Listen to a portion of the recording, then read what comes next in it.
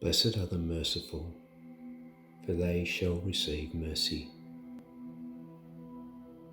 The Beatitudes consistently reveal to us that the values of God's kingdom are in opposition to those embraced by society. God says, "Blessed are the merciful, for they shall receive mercy." Society says, "The weak get walked on, and only the strong survive." Most people do not regard mercy as being a strong quality, though it takes a far stronger person to extend mercy than to exercise strength.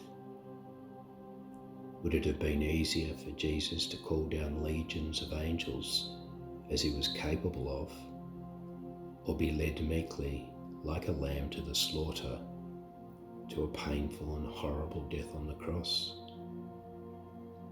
Biblically, the term mercy is used of Christ as an intermediary and of those who are like God. It is the very core nature and heart of Christ, whose character we are called to reflect. Mercy is not an optional extra in the life of a follower of Christ.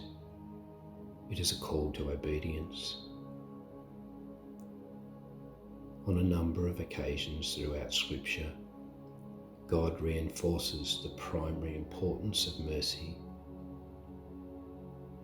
Micah asks, "What does the Lord require of you?" Only this, to act justly and to love mercy and to walk humbly with your God.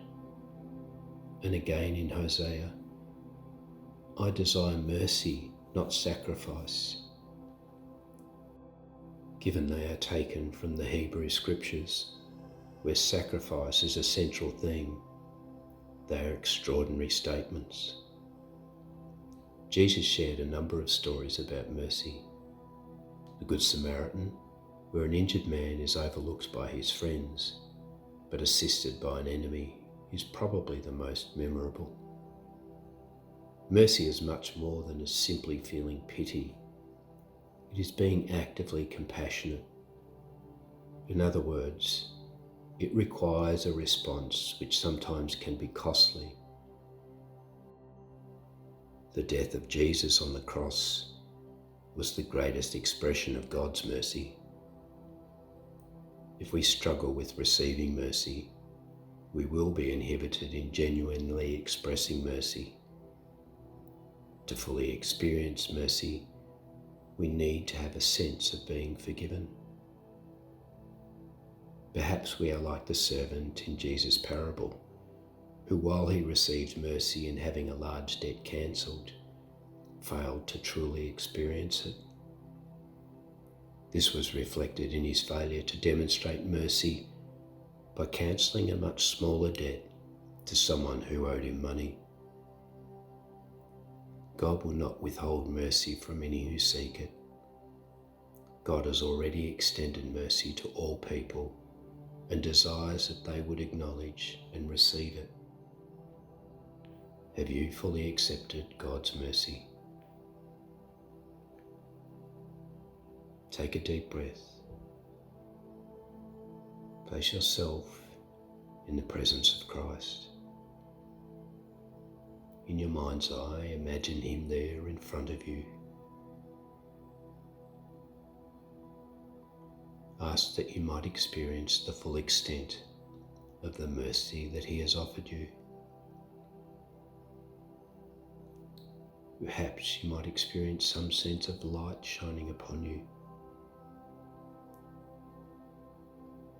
The significant thing about the light is that you can not only see it, but you can experience the warmth that it emits, like moving from shadow into the direct rays of the strong summer sun.